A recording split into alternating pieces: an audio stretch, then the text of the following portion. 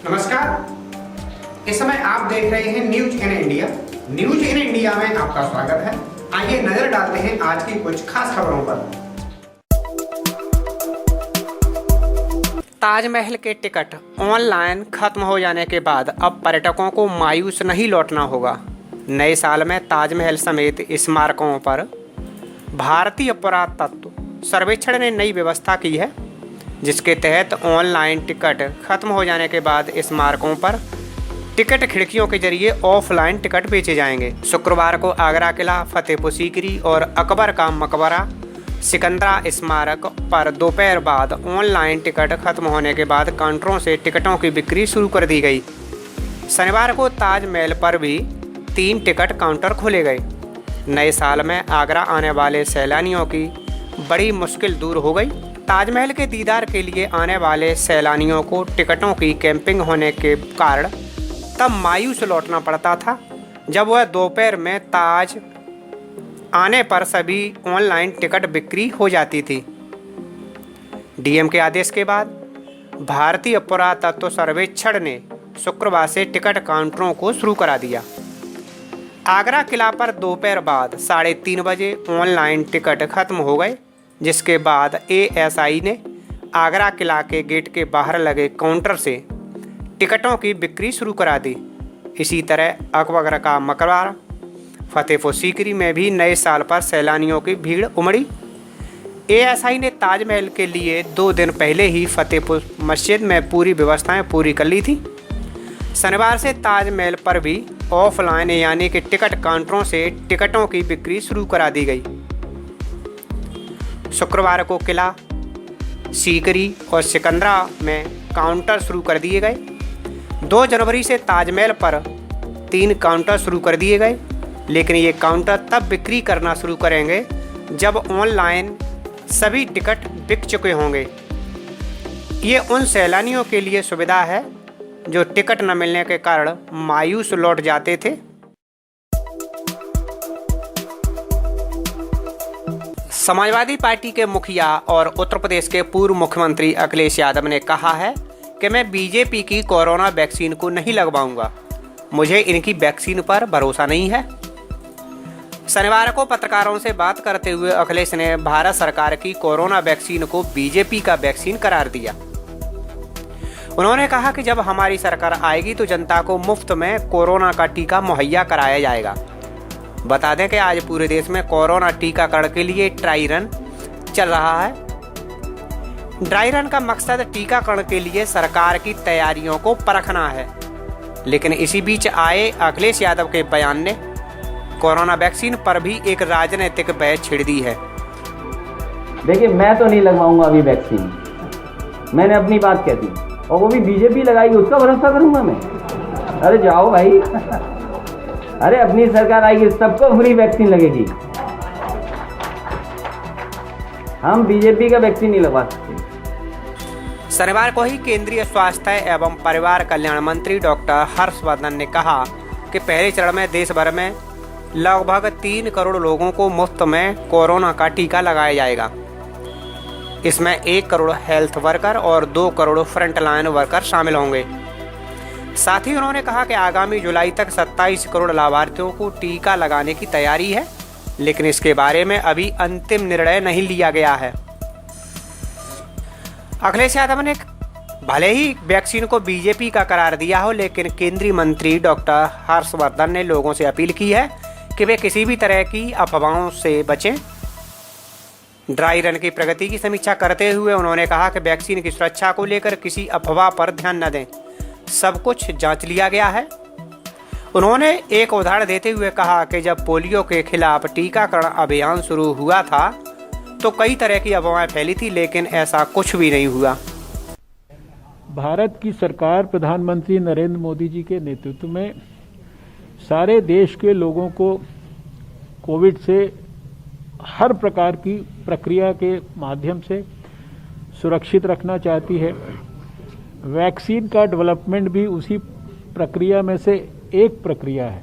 सबसे प्राइम हम लोगों का क्राइटेरिया अगर है तो वैक्सीन के ट्रायल्स में वो सेफ्टी है, एफिकेसी है, उसकी इम्यूनोजेनिसिटी है और इनमें से किसी भी चीज़ के ऊपर कोई कॉम्प्रोमाइज़ नहीं है।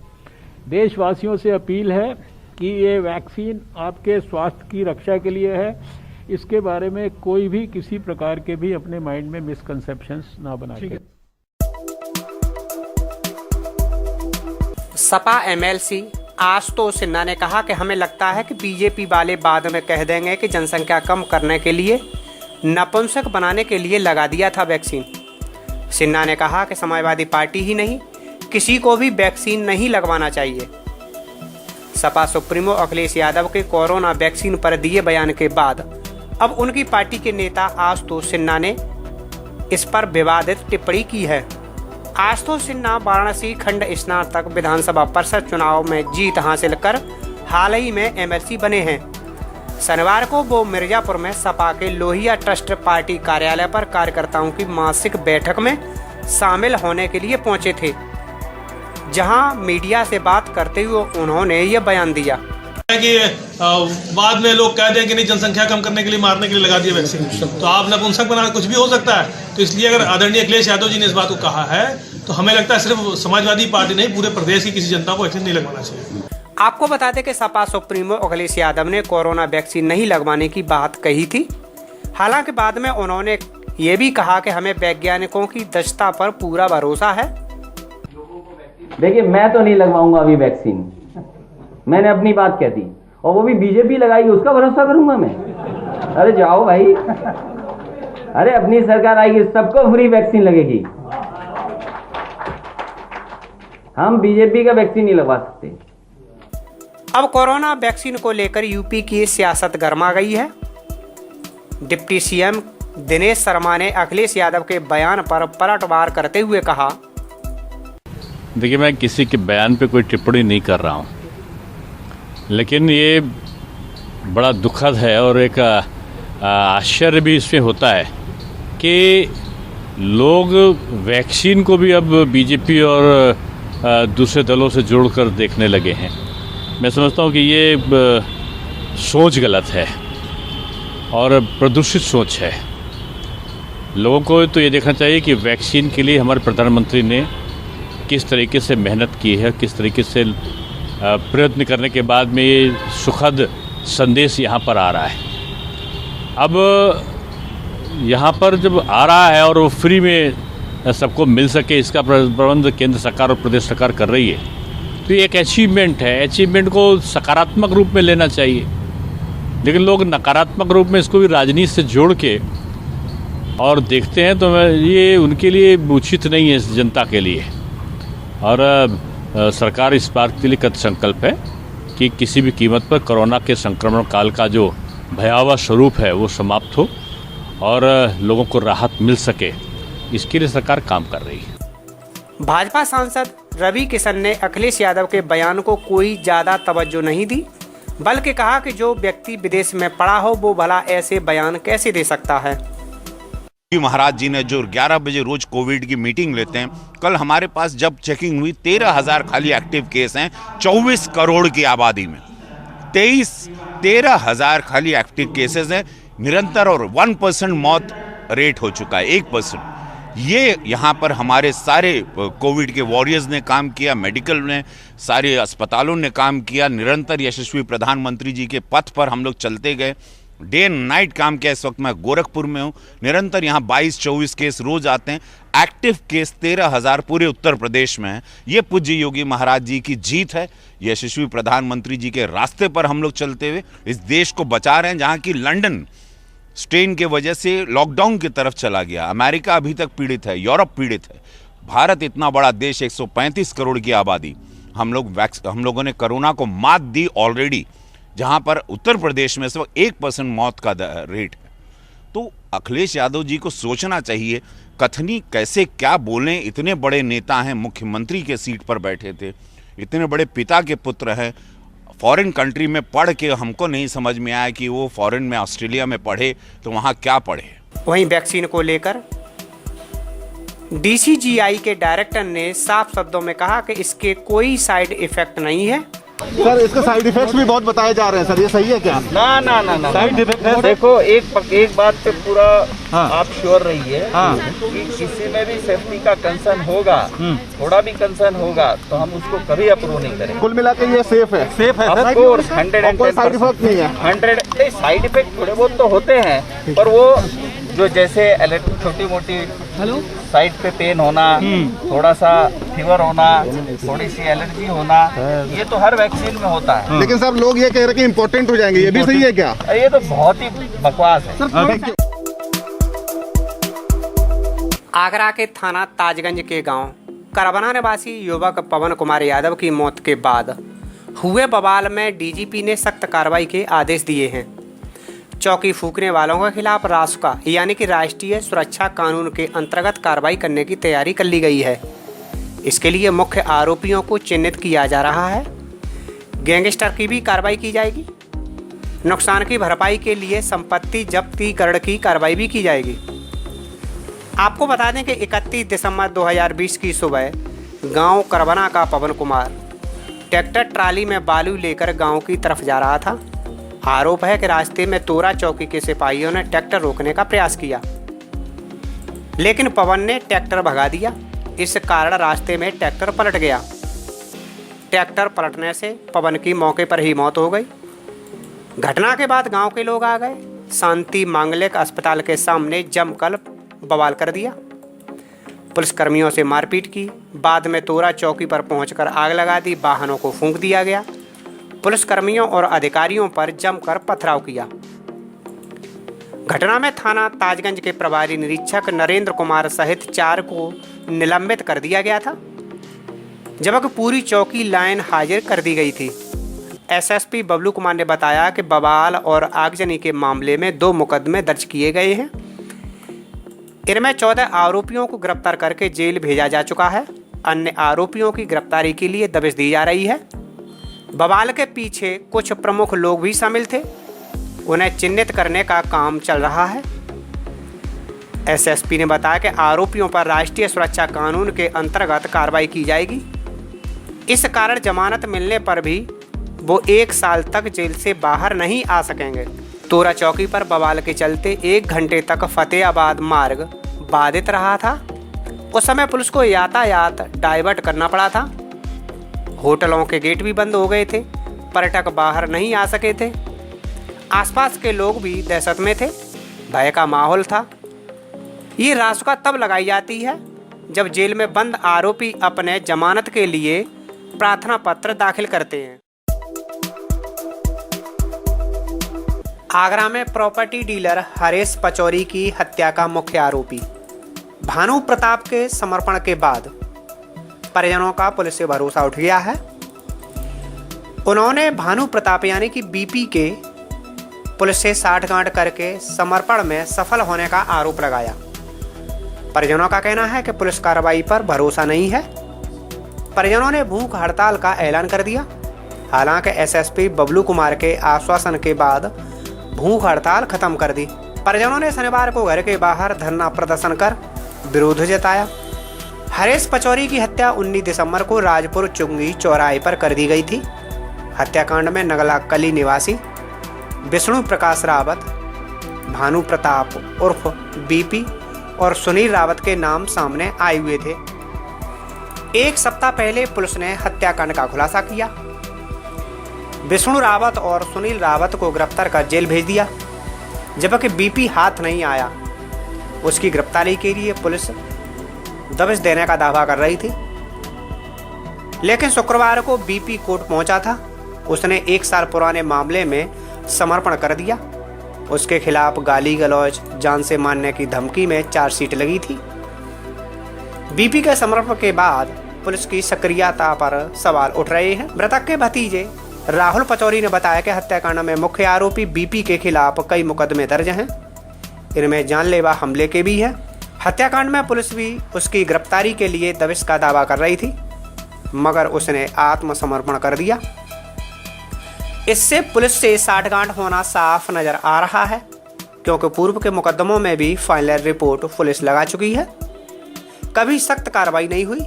इस पर परिजनों ने भूख हड़ताल का ऐलान किया था। इटावा जिले में त्रिस्तरीय पंचायत चुनाव को लेकर तैयारियां शुरू हो गई हैं। इस साल होने वाले चुनाव में जिले के 1675 बूथों पर करीब 9,28,000 मतदाता मतदान का प्रयोग करेंगे। ग्राम प्रधान, पंचायत सदस्य, क्षेत्र पंचायत सदस्य और जिला पंचायत सदस्य चुनने के लिए वह अपने मतों का प्रयोग करेंगे। मतदाता सूची का अभी अंतिम प्रकाशन शेष है, इसलिए मतदाताओं की संख्या में अंतिम समय तक आंशिक बदलाव हो सकता है। सबसे बड़े ब्लॉक महेबा में सर्वाधिक और चकन नगर में सबसे कम मतदाता हैं। जिले में 826 मतदान केंद्र और 1675 मतदेय स्थल बनाए गए हैं। इन मतदान केंद्रों पर पेयजल, बिजली सहित अन्य व्यवस्थाओं को दुरुस्त कराया जा रहा है। सर्वाधिक 317 मतदेय स्थल महेबा में और सबसे कम 130 मतदेय स्थल चकन नगर विकास खंड में बनाए गए हैं। सहायक जिला निर्वाचन अधिकारी उदय नारायण ने बताया कि मतदान केंद्रों पर मतदाता सूची का प्रकाशन किया गया है। मतदाता उसमें अपना नाम, पता, उम्र आदि का संशोधन करवा सकते हैं, क्योंकि मतदाता सूची का अंतिम प्रकाशन होना अभी बाकी है। चकन नगर में 41 ग्राम पंचायतें हैं। यहाँ ग्राम प्रधान सहित 493 ग्राम पंचायत सदस्यों, 44 क्षेत्र पंचायत और 2 जिला पंचायत सदस्यों का चुनाव 67,706 मतदाता करेंगे। सैफई में 45 ग्राम प्रधानों, 567 ग्राम पंचायत सदस्यों, 53 क्षेत्र पंचायत और 2 जिला पंचायत सदस्यों का चुनाव 89,063 मतदाता करेंगे। जबकि जसवंत नगर में 61 ग्राम प्रधानों, 773 ग्राम पंचायत सदस्य, 81 क्षेत्र पंचायत और 3 जिला पंचायत सदस्यों का चुनाव 1,24,604 मतदाता करेंगे। वहीं बरतना में 63 ग्राम प्रधानों, 803 ग्राम पंचायत सदस्य, 86 क्षेत्र पंचायत और 3 जिला पंचायत सदस्यों का चुनाव 1,23,404 मतदाता करेंगे। विकास खंड ताखा में 42 ग्राम प्रधानों, 542 ग्राम पंचायत सदस्य, 60 क्षेत्र पंचायत और 3 जिला पंचायत सदस्यों का चुनाव 1,03,497 मतदाता करेंगे। विकास खंड बड़पुरा में 61 ग्राम प्रधानों, 753 ग्राम पंचायत सदस्य, 74 क्षेत्र पंचायत सदस्य और 3 जिला पंचायत सदस्यों का चुनाव 1,28,405 मतदाता करेंगे। वहीं बसरेयर में 67 ग्राम प्रधानों, 835 ग्राम पंचायत सदस्य, 82 क्षेत्र पंचायत और 3 जिला पंचायत सदस्यों का चुनाव 1,26,116 मतदाता करेंगे। महेबा में 91 ग्राम प्रधानों, 1145 ग्राम पंचायत सदस्य, 106 बीडीसी सदस्य और 5 जिला पंचायत सदस्यों का चुनाव 1,63,255 मतदाता करेंगे। उत्तर प्रदेश के कानपुर में एक पत्रकार की हत्या का मामला सामने आया है। जन्मदिन के दूसरे दिन ही पत्रकार का शव उसकी कार में मृत अवस्था में पड़ा हुआ मिला। आपको बता दें कि लावारिस हालत में कार 2 दिनों से सीटीआई नहर के पास खड़ी थी। स्थानीय लोगों ने लावारिस कार खड़ी होने की सूचना पुलिस को दी। मौके पर पहुंची पुलिस ने कार का गेट खोला तो पीछे की सीट पर एक युवक का शव पड़ा हुआ मिला था। पुलिस ने शव को कब्जे में लेकर पोस्टमार्टम के लिए भेज दिया। बता दें कि रेल बाजार थाना क्षेत्र में शांति नगर क्रॉसिंग के पास रहने वाले आशु यादव पर शहर के कई थानों में मुकदमे भी दर्ज थे। आशु की शादी 7 साल पहले गोरखपुर में रहने वाली ज्योति से हुई थी। आशु अपनी पत्नी ज्योति, 2 बच्चे और मां मालती के साथ रहता था। बीती 1 जनवरी को आशु का जन्मदिन मनाने की तैयारी में था। उसने अपने रिश्तेदारों और दोस्तों को जन्मदिन की पार्टी में इनवाइट भी किया था। आशु की बहन सानू ने बताया कि आशु 31 दिसंबर की रात लगभग 2:30 बजे बगैर बताए घर से निकला था। 1 जनवरी को उसका जन्मदिन था। सभी लोग उसकी तैयारी में लगे थे। आंसू दोपहर तक घर नहीं लौटा और उसका फोन भी स्विच ऑफ जा रहा था। उसका इंतजार करते करते शाम हो गई। आंसू जब घर नहीं लौटा तो उसकी रेल वायर थाने में गुमशुदगी दर्ज कराई।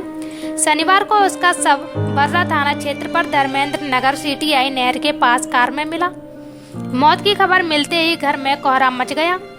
बहन सानू का कहना है कि खपरा मोहल्ला में रहने वाले पार्षद के पति राजू सोनकर से आंसू का झगड़ा हुआ था। उसने आंसू के साथ मारपीट भी की थी और जान से मारने की धमकी भी दी थी। हो सकता है कि उसी ने आंसू की हत्या की हो। 1 तारीख की रात को 2:30 बजे ये निकला है, सुबह नहीं आया तो मैंने 1:30 बजे 112 नंबर पे इत्तला किया।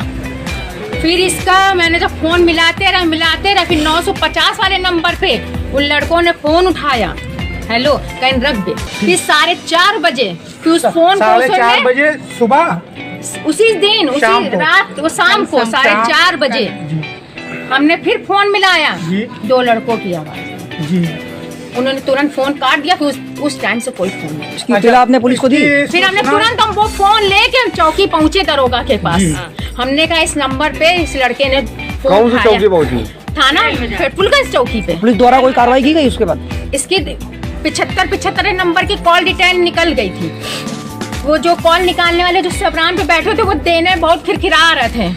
फिर दरोगा जी ने उससे कहा, फिर कप्तान के पास फोन किया गया, वहां से मोहर लग के गई तो उसकी एक 75 नंबर की उसी समय डिटेल एक नंबर उनको पता चला। जब आपने नजदीकी आशु भैया के फोन पे कॉल आई, आपकी बात हुई, आप नजदीकी थाने गई, चौकी इसकी सूचना आपने दी तो कार्रवाई के लिए आपने कुछ शक नहीं दिखाया कि मेरे भाई के ऊपर अब जान का खतरा लग रहा है, मेरा भाई लापता है कि अगर देर हो जाएगी तो बहुत देर हो जाएगी। हाँ मेरा भाई देर हो जाएगी तो बहुत देर हो जाएगी कि मेरे आंसू को कुछ लड़के उठाते।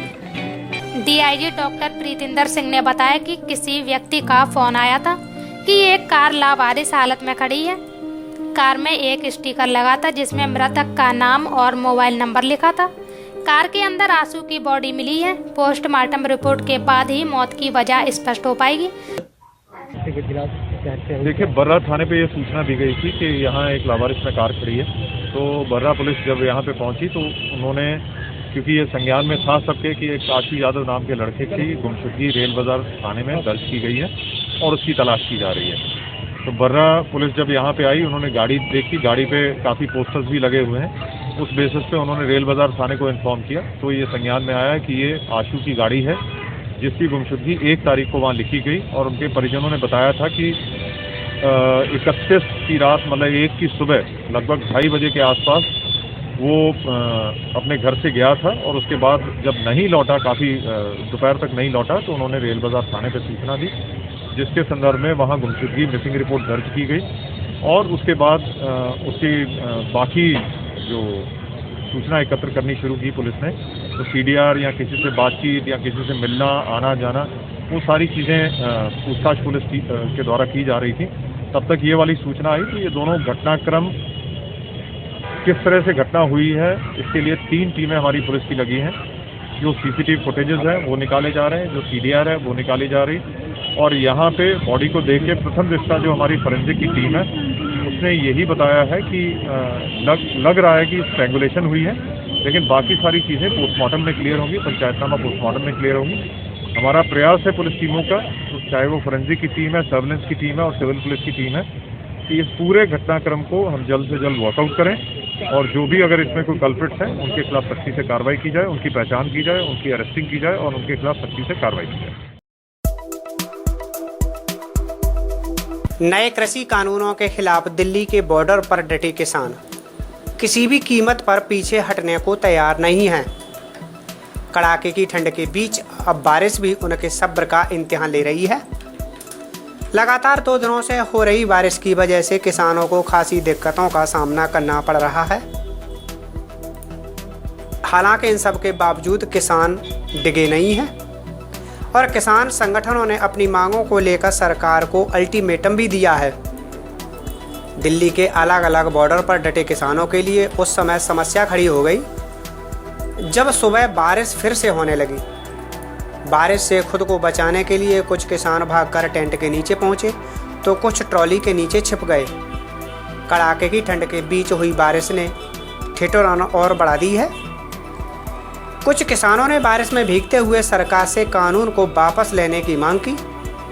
किसानों के विरोध प्रदर्शन का आज 38वां दिन है। बारिश की वजह से किसानों के सोने के लिए बनाए गए टेंट, कपड़े, ट्रॉली पर बने अस्थायी रेन बसेरे सब भीग चुके हैं।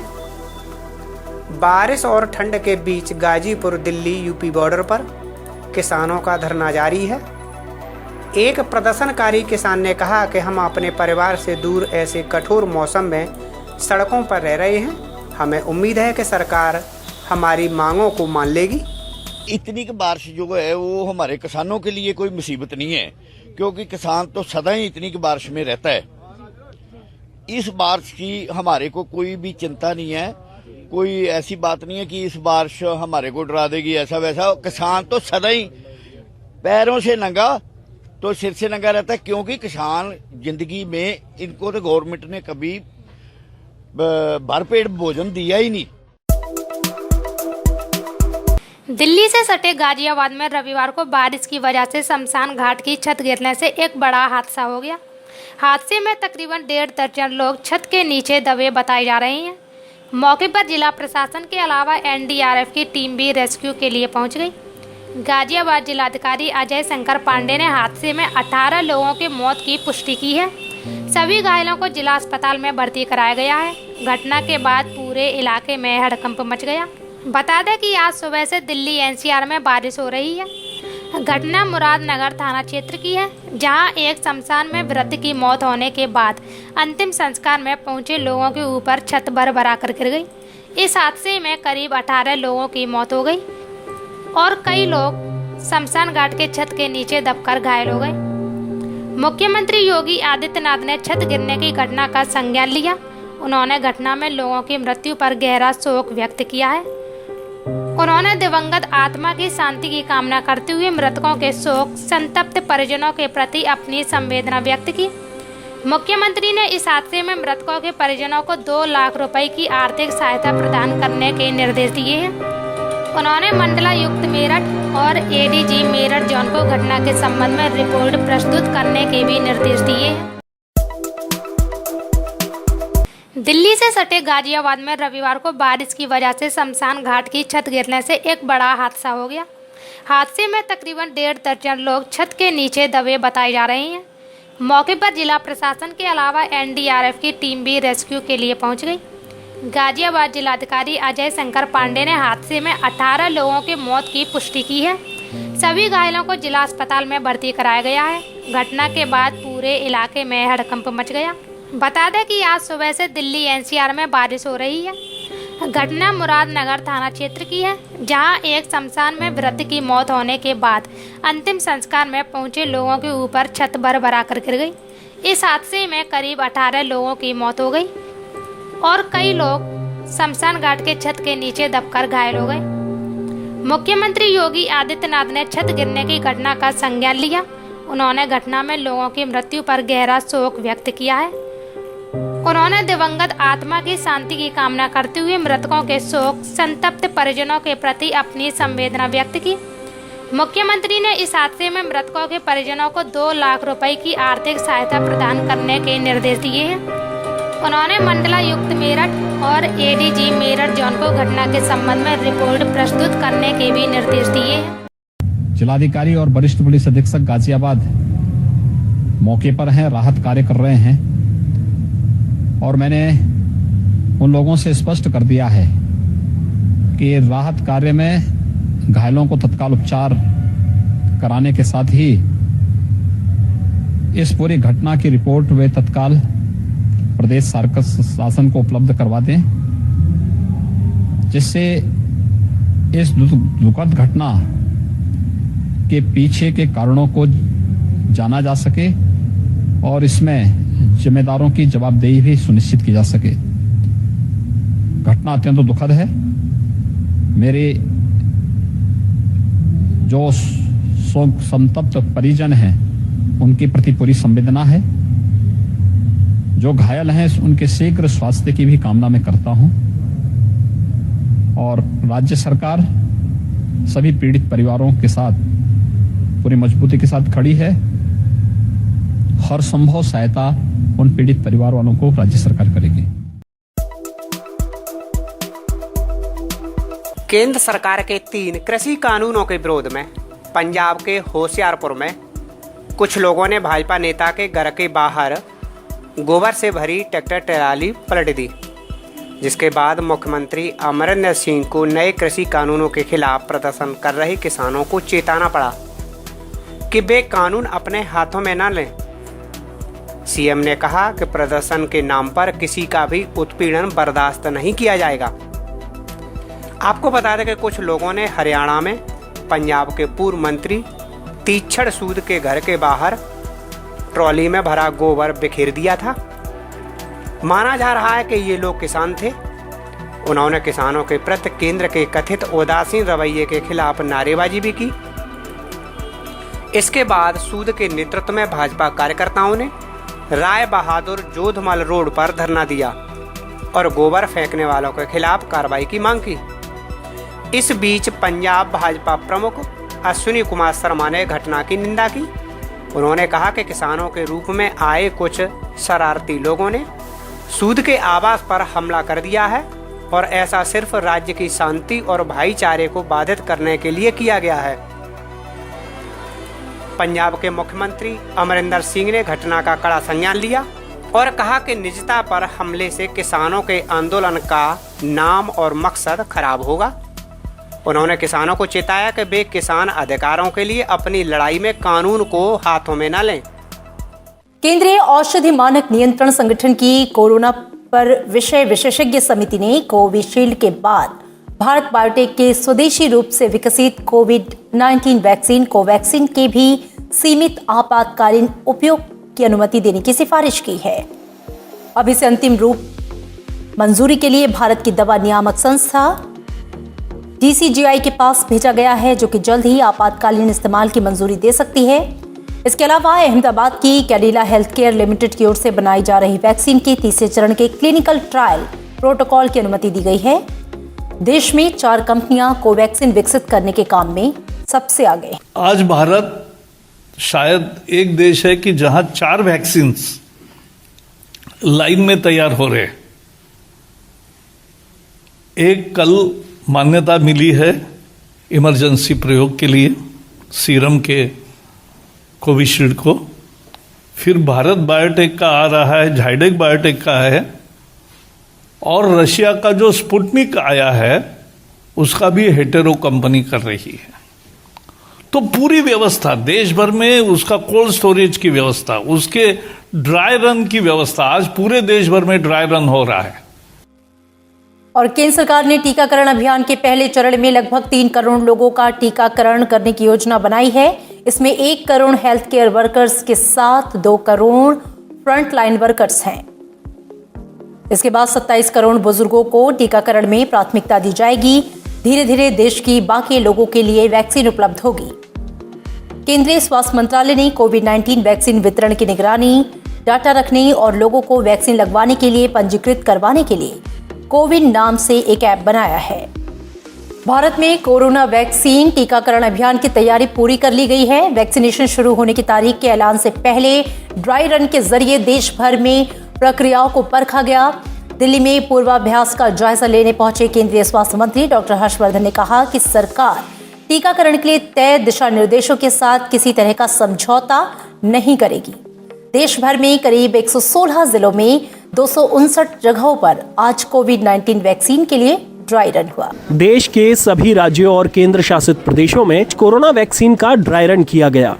ड्राई रन के दौरान टीकाकरण के लिए लोगों का ऑनलाइन पंजीकरण से लेकर बाकी प्रक्रियाओं को परखा गया। वैक्सीनेशन की तैयारियों का जायजा लेने के लिए दिल्ली के GTB हॉस्पिटल में केंद्रीय स्वास्थ्य मंत्री डॉक्टर हर्षवर्धन पहुंचे।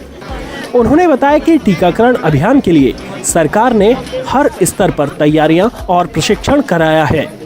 वैक्सीन इंटेलिजेंस नेटवर्क का जो प्लेटफॉर्म कोविन डेवलप किया है, जो ऐप है, वो पूरी वैक्सीन को स्टोरेज के साइट से लेकर और डिलीवरी साइट तक उसको ट्रेस करता है, उसके टेम्परेचर को ट्रेस करता है, यानी वो एक तरह से हमें हर समय लाइव जानकारी पूरी देता है। फिर पोटेंशियल बेनिफिशरीज जो हैं उनका पूरा डाटा उसके ऊपर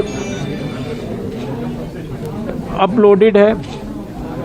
उस बेनिफिशरी को किस दिन किस स्थान पर किस समय वैक्सीन लगनी है वो जानकारी उसके माध्यम से, टेक्स्ट मैसेज के माध्यम से उस व्यक्ति को मिलती है।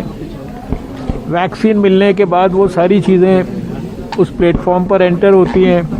इलेक्ट्रॉनिक सर्टिफिकेट वैक्सीनेशन के बाद बेनिफिशरी को मिलेगा। Drug controller general of India ने बताया कि विशेषज्ञ समिति की सिफारिशों के आधार पर फैसला लिया गया है। सीरम इंस्टीट्यूट और भारत बायोटेक की वैक्सीन 2-2 डोज में देनी होगी। इस वैक्सीन को 2 से 8 डिग्री तापमान पर रखा जा सकता है। भारत दुनिया का पहला देश है जिसने एक साथ 2 वैक्सीन को मंजूरी दी है। कोरोना वायरस के खिलाफ जंग में भारत के लिए एक महत्वपूर्ण खबर है। भारतीय औषधि महानियंत्रक DCGI की तरफ से 2 कोरोना टीकों को आपातकालीन इस्तेमाल के लिए मंजूरी दे दी गई है। जिन कोरोना वैक्सीन को आपातकालीन इस्तेमाल की मंजूरी मिली है उसमें ऑक्सफोर्ड की कोविशील्ड और भारत की कोवैक्सीन शामिल है। दिल्ली स्थित राष्ट्रीय मीडिया सेंटर में प्रेस को संबोधित करते हुए drug controller general of India ने डॉक्टर VG सोमानी ने इस बात की घोषणा की और साथ ही उन्होंने बताया कि ये दोनों वैक्सीन पूरी तरह से सुरक्षित हैं। Messrs. Serum Institute of India, Pune has presented a recombinant chimpanzee adenovirus vector, Covishield, encoding the SARS-CoV-2 spike S glycoprotein with technology transfer from AstraZeneca, Oxford University. The firm submitted safety, immunogenicity and efficacy data generated on 23,745 participants aged more than or equal to 18 years or older from overseas clinical studies. The overall vaccine efficacy was found to be 70.42%. Further, Messrs. Serum was granted permission to conduct Phase 2/Phase 3 clinical trial on 1,600 participants within the country. The firm also submitted the interim safety and immunogenicity data generated from this trial, and the data was found comparable with the data from overseas clinical studies. After detailed deliberations, Subject Expert Committee has recommended for the grant of permission for restricted use in emergency situation subject to certain regulatory conditions. The clinical trial ongoing within the country by the firm will continue. Messrs. Bharat Biotech has developed a whole virion inactivated coronavirus vaccine named Covaxin in collaboration with ICMR and National Institute of Virology, Pune, from where they received the virus seed strains. This vaccine is developed on Virocell platform, which has well-established track record of safety and efficacy in the country and globally. The firm has generated safety and immunogenicity data in various animal species such as mice, rats, rabbits, Syrian hamster, and also conducted challenge studies on non-human primates, rhesus macaques, and hamsters. All this data has been shared by the firm with CDSCO. Phase 1 and Phase 2 clinical trials were conducted in approximately 800 subjects, and results have demonstrated that the vaccine is safe and provides a robust immune response. The Phase 3 efficacy trial was initiated in India in 25,800 volunteers, and till date, approximately 22,500 participants have been vaccinated across the country, and the vaccine has been found to be safe as per the data available till date. कृषि कानून के विरोध में Delhi border पर चल रहे किसानों के आंदोलन में रामपुर के किसान बाबा कश्मीर सिंह ने अपने प्राणों की आहुति दे दी। आत्महत्या करने से पहले लिखे गए सुसाइड नोट में उन्होंने अपनी आत्महत्या का जिम्मेदार सरकार को बताया है। उन्होंने लिखा कि आखिर हम कब तक यहाँ सर्दी में बैठे रहेंगे, ये सरकार सुन नहीं रही है और इसलिए अपनी जान देकर जा रहा हूँ ताकि कोई हल निकल सके। बाबा कश्मीर सिंह की आत्महत्या करने की खबर से लखनऊ से लेकर रामपुर तक अधिकारियों के फोन घनघनाने लगे हैं। सरकार को यह चिंता सता रही थी कि कश्मीर सिंह की आत्महत्या के मामले को लेकर किसानों का आंदोलन कहीं और उग्र रूप धारण न कर ले। बाबा कश्मीर सिंह ने अपनी अंतिम इच्छा जताई थी कि उनका अंतिम संस्कार उनके पोते के हाथों यही दिल्ली यूपी बॉर्डर पर होना चाहिए, लेकिन सरकार ने उनकी अंतिम इच्छा भी पूरी नहीं की। गाजियाबाद पुलिस ने पोस्टमार्टम कराए बिना ही उनके शव को कड़ी सुरक्षा के बीच रामपुर के लिए रवाना कर दिया। रामपुर लाकर उनके शव का पोस्टमार्टम कराया गया। इस दौरान जिला अस्पताल में भी पुलिस तैनात रही। इसके बाद उनके शव को गांव पसियापुर भेज दिया गया। बिलासपुर क्षेत्र के पसियारपुर गांव में कश्मीर सिंह की आत्महत्या की खबर पहले से ही पहुंच चुकी थी। गांव में पहले ही पुलिस तैनात कर दी थी। एडीएम प्रशासन और एसीपी अरुण कुमार सिंह सहित अन्य कई पुलिस अधिकारी गांव में कैंप किए हुए हैं। बाबा कश्मीर सिंह के नहीं रहने की खबर सुनकर बिलासपुर के क्षेत्र के सांसद उत्तराखंड के किसान भी उनके गांव पहुंच गए। प्रदेश सरकार के राज्य मंत्री और बिलासपुर के विधायक बलदेव सिंह औलख ने कश्मीर सिंह के गांव पहुंचकर शोक व्यक्त किया। उन्होंने परिजनों से कहा कि प्रदेश सरकार उनके साथ है। औलख ने कश्मीर सिंह के निधन पर शोक व्यक्त करने के साथ साथ वहां मौजूद लोगों का मिजाज भांपने की कोशिश की।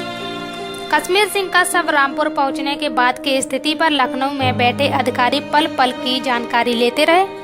उनके शव के पोस्टमार्टम होने से लेकर गांव पहुंचने तक की हर बात से स्थानीय अधिकारियों ने शासन को अवगत कराया। शासन की ओर से साफ निर्देश है कि कश्मीर सिंह के अंतिम संस्कार संपन्न होने तक सुरक्षा के पुख्ता इंतजाम रखे जाएं। कश्मीर सिंह ने यूपी दिल्ली के बॉर्डर पर आत्महत्या कर ली। इस पूरे मामले की जांच गाजियाबाद की पुलिस कर रही है।